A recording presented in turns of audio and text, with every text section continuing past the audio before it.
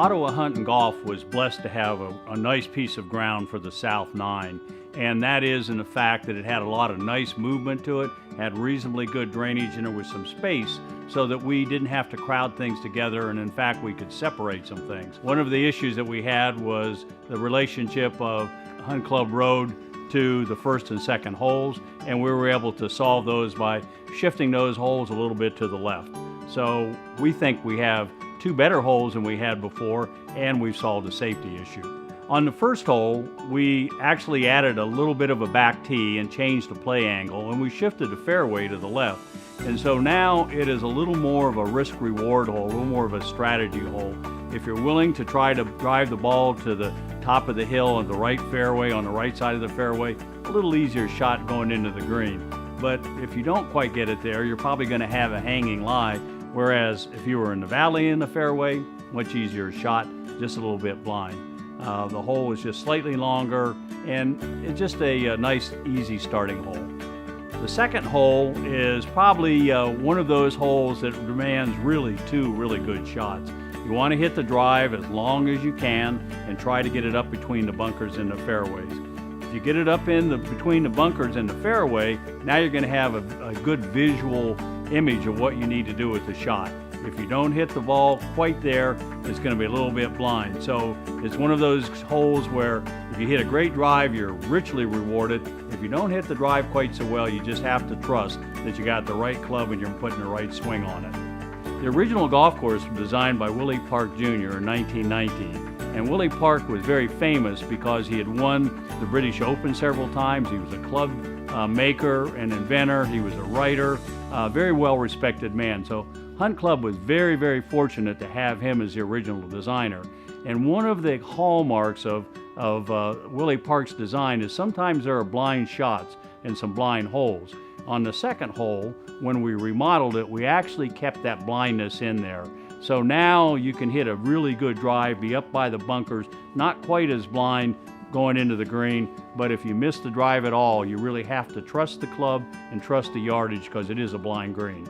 The third hole is a hole that requires a really nice drive, but the green is really where it starts. It's a second shot hole. The fairway is nice and wide in the landing area. The second shot into the green, you really got to pick your spot. The safest thing is go to the middle of the green. There's just enough undulation in there that you'll learn to read that green. Local knowledge will be important as time goes on. Still a reasonably length par 4, but plays a little bit different than it ever did before with a much lower green. The fourth hole at Hunt Club is probably the most changed hole on the golf course as far as the yardage.